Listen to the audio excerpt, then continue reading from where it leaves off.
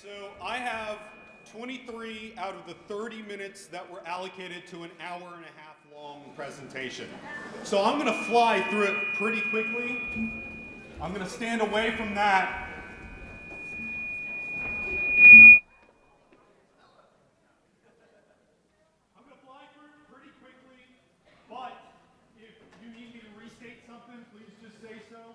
But please hold all questions to the end.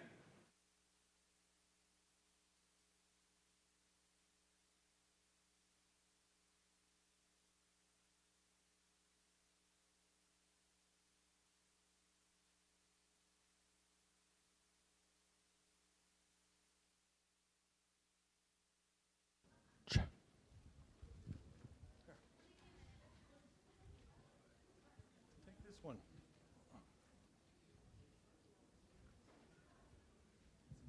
This one's hot. You need to stop breaking the mics. Hello? Awesome. My attempts to stay off tape failed miserably. Okay, so clearly there was something that led up to universal giving. So what we're going to do now is take a look at how we got to where we are. This is a timeline. And as you can see, we're going to go back all the way up to 1982. Generally, I've been met with a lot of questions. Keith mentioned earlier that there have been a lot of questions revolving around universal giving. Some of them sound like, why haven't we always been doing this? Or why can't I already give to a charity in Toledo even though I live in DC? Well, it all starts right here. Executive Order 12353 states basically that in order to be in the CFC, a charity has to render benefits potentially to the very employees that are in the area that are going to support it. The idea of the CFC at the time was if you want to be in our campaign, you've got to be able to assist federal employees in their time of need. Fair and reasonable, right? No big deal. So we're going to jump ahead just a little bit. Efforts were first made to make universal giving a reality in 2006. Before 2006, some people may not realize this, but every campaign issued their own codes. Okay, so in Cincinnati, 1, 2, 3, 4 could be a local Boy Scout council, but in San Antonio, it was a food bank, or in San Francisco, it was an ashram or whatever, okay? It was different everywhere you went. Well, universal giving wasn't going to work in that environment, so in 2006, the universal coding system was implemented. All charities are coded centrally out of OPM, and as a result, they now all have 5 digits.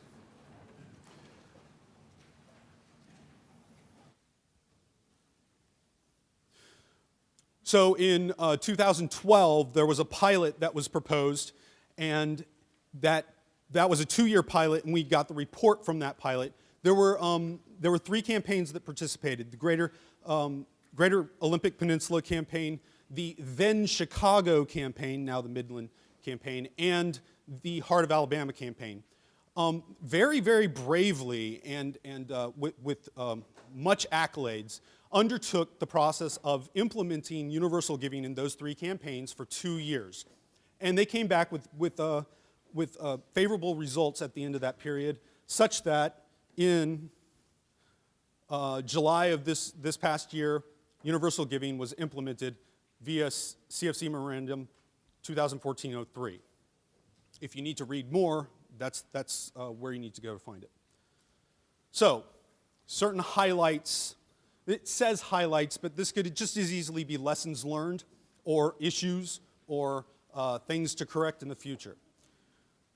First and foremost, this probably should be the last thing on the list because this is the most important aspect of the entire universal giving issue is the timeliness with which the UG list was presented. The universal giving list, I'll say it goes without saying, but I'm going to say it anyway. The universal giving list is entirely dependent upon the request and issuance of each campaign's local charity list. If we don't have all 151 campaigns with a local charity list in hand, we cannot publish a universal giving list. So we have to have everybody's before we can do the UG list. So this is to give everyone an idea of how it played out this past year. This is a histogram that basically shows us a week-by-week slice of when lists were issued by the Office of CFC. The blue indicates the number of lists that were issued. The red indicates the number of those lists that in fact were final. There were several campaigns who said, we're ready for our final list, and then came back next week and said, no, we made a mistake. We're ready for our final list now. Some of them did it 6 or 7 times.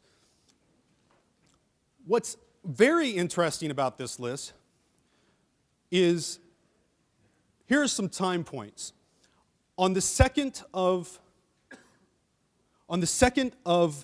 April, we opened the charity registry. That's the first dashed line you see. On the 13th of June was when all entries were due into the charity registry. As of that date, as you can see, we had issued a grand total of 9 final lists. That's 6%. For those of you that don't do percentages, that's a very small number.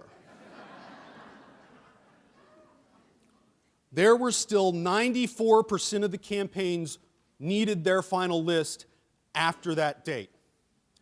80% of those final lists were issued in the last month, the month of August, before the campaign opened.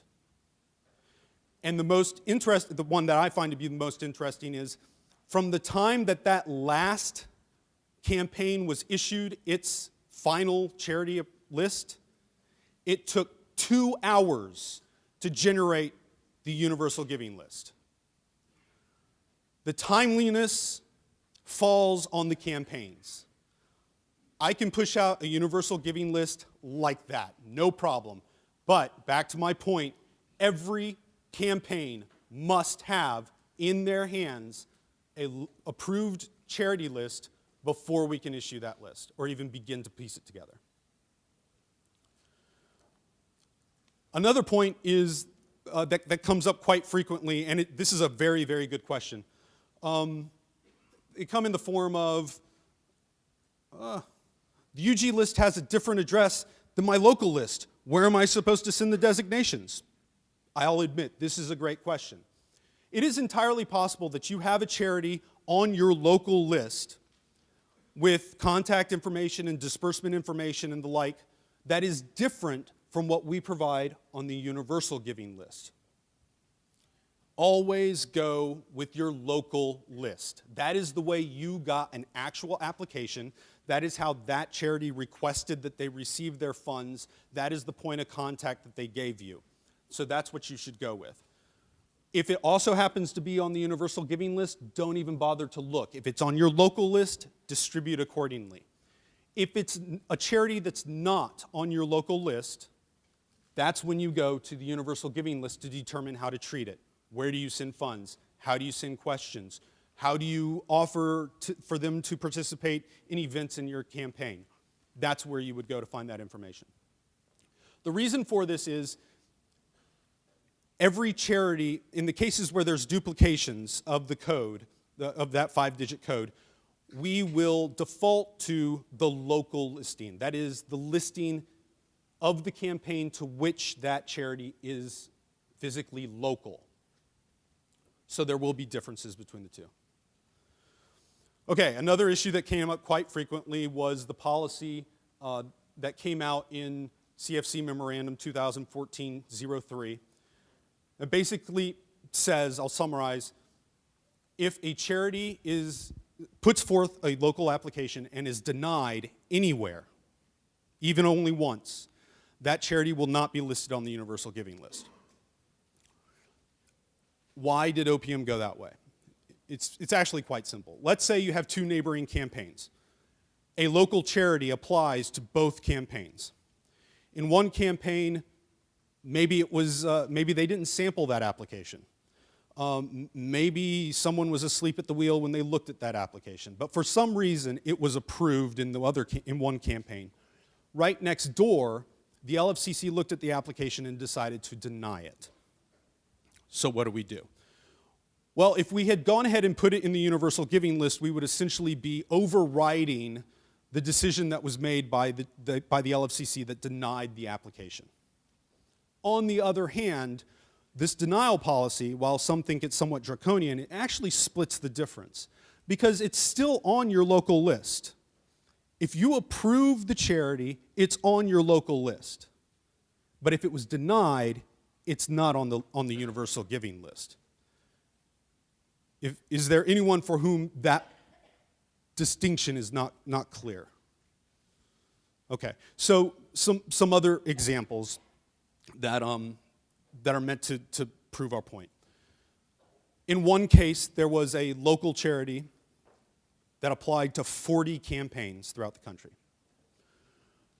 This charity was approved in 32 of them.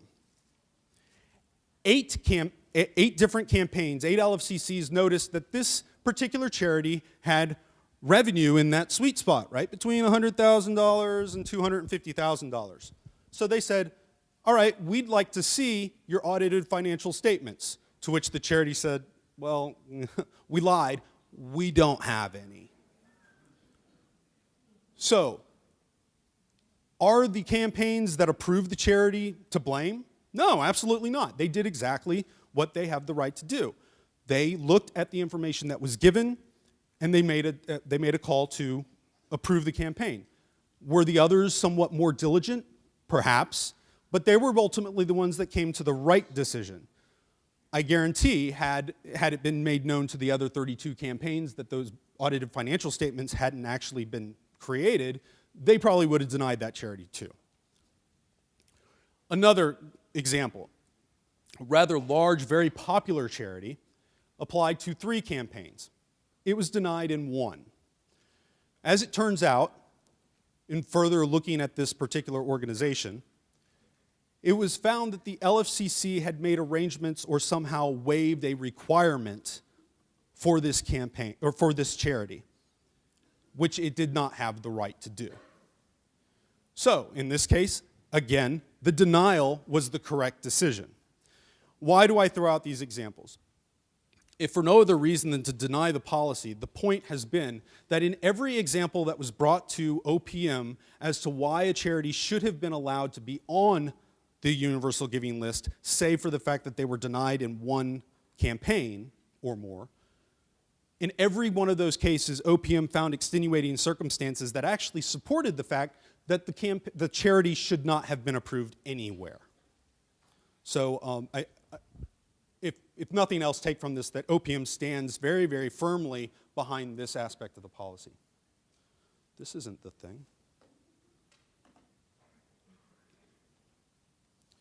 Costs. Okay, I think part of me really thinks we put this to bed at the last national training, but the costs have been determined to be negligible.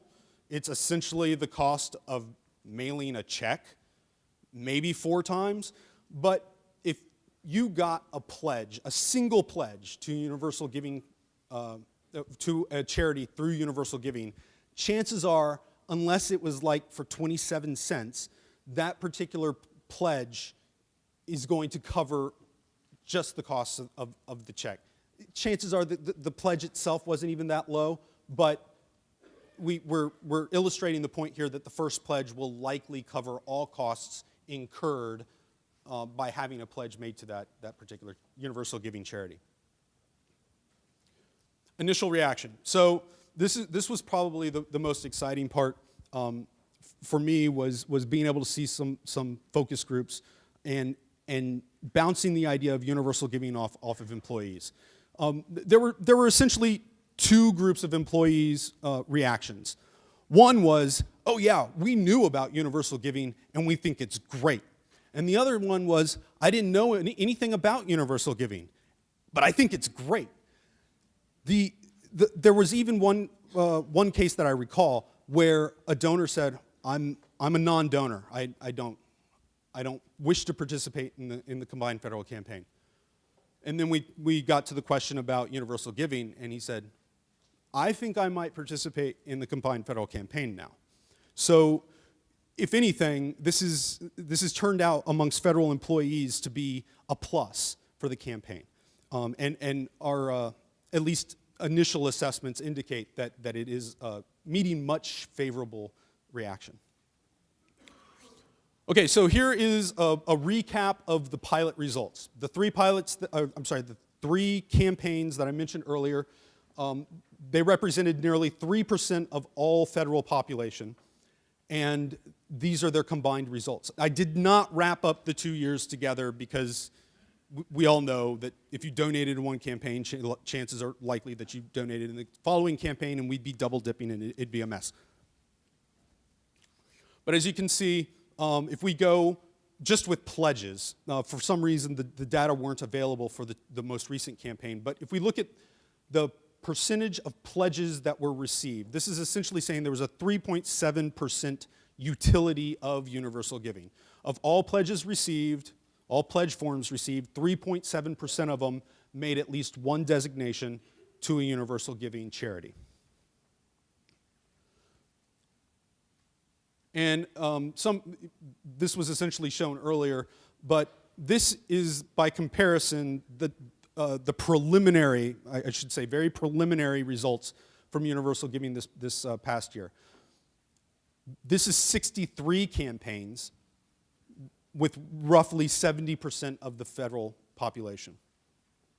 By comparison, there was a 16.7% utility of universal giving. That is, 16.7% of all pledge forms received made a designation to at least one universal giving charity.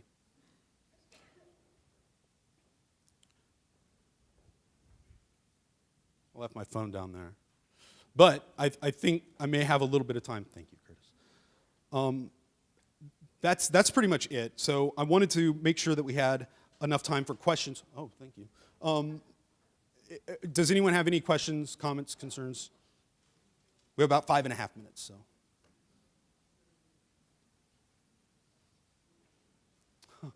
I'm sorry. We took the mic from this stand, so you'll have to come clear across the room. I could do that. She's already made it across the room. If you do have questions, feel free to make your way to the mic at this time. Yes, ma'am.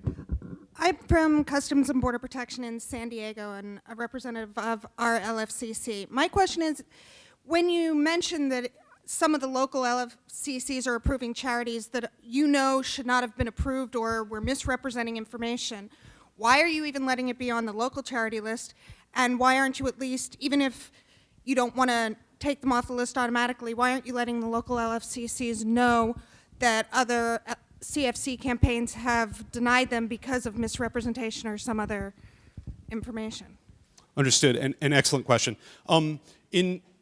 In both cases, in addition to others that I recall, essentially the authority is given to the LFCC to decide who's on the list. And we're not going to strip the LFCCs of that. We're not going to second guess them. They have the authority to do that. If we had undertaken, and this is very much Marcus's answer, there may be some more to it that OPM might say or not say. But if you're asking me, I would have loved to have done that. Hey, you've got X number of bad charities on your list. Do something about it. Take them off. You can't print them. But keep in mind also that at this point in time, when this is being worked out, if it's not already during the campaign season, it's during the time when, you know, PCFOs are going through the very, very tedious work of making campaign materials, printing lists, putting up websites and the like. So it ultimately would have hindered the process to have gone that route.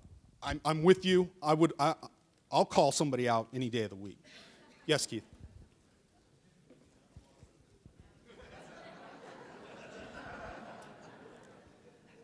No, I just wanted to interject.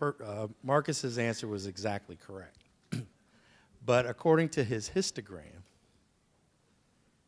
had the information come to us much sooner in that timeline, we might have been able to make a different call. Okay? But what I'm saying is that when we're creating the universal giving list based on a program that he wrote and can generate it in 2 hours, but it takes 2 months for us to get the information, we're kind of at a crossroads. So he's absolutely right. We didn't make that call in the 12th hour, but if we had information that came sooner to us, we would have come to a different conclusion. Test, test. Awesome. Thank you, sir. Thank you, Rod, now that I know your name. Appreciate it, Rod. Any other questions? None? There's none? Yes, sir.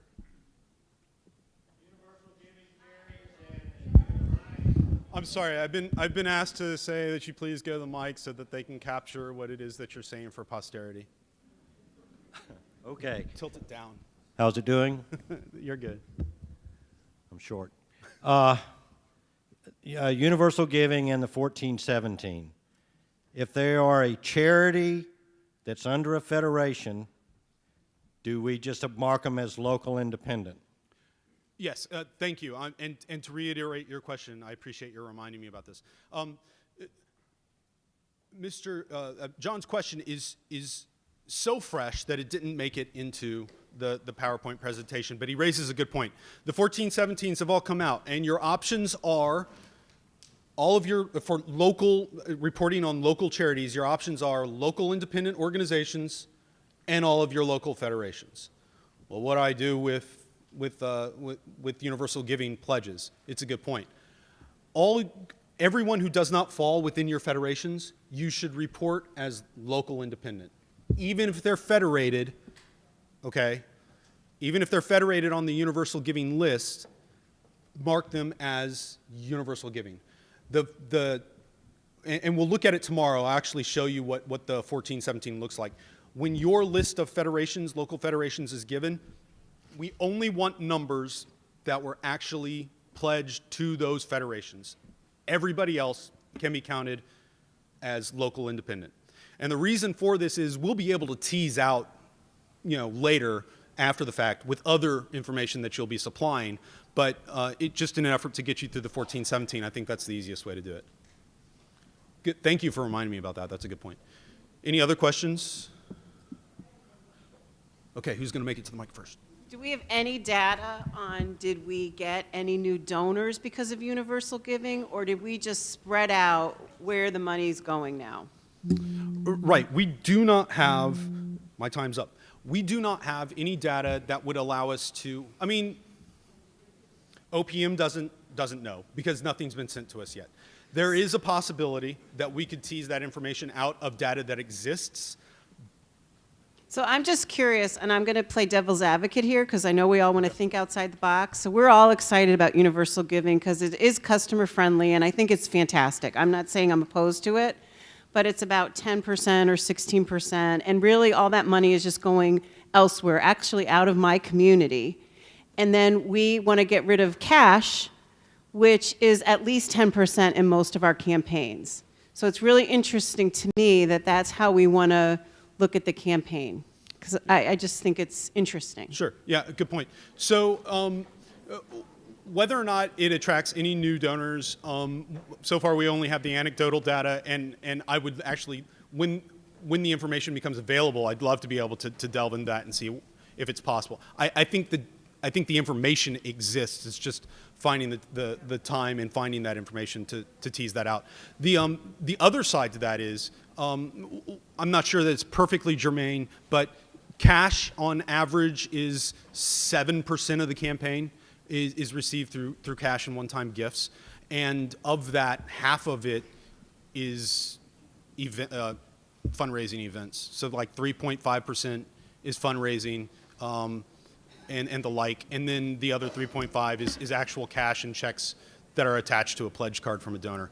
So I would tend to, the final point is, I think it goes to Keith's perfect real life example. I don't want to have any part in a campaign that has the ability to allow him to give back to his hometown, to a community, to a charity that touched his life, simply because he happens to work in a different part of the country. You know, I've lived in several communities in my journey to DC, and all the charities that I give to are in those communities. So if we have the ability to do it, we should do it, and I think the numbers and the data we've reached so far kind of bear that out, that we should. Yes, Linda? Hey, Marcus, I have a quick question, and you might not have the answer, but maybe somebody in the room does. We've had issues with we use Andar as our payout, and we're having to load those charities. We could load all of them, but it sounds like that would be a pretty daunting task, so we're loading them manually. It looks like we have about 1,100 charities minimum that are getting universal giving, which is great. But I'm just wondering if anybody else is running into those kind of issues as far as getting that information loaded into their disbursement systems. Sure. Yeah, so I think this is definitely a question for a forum that would be able to handle Andar specific questions. I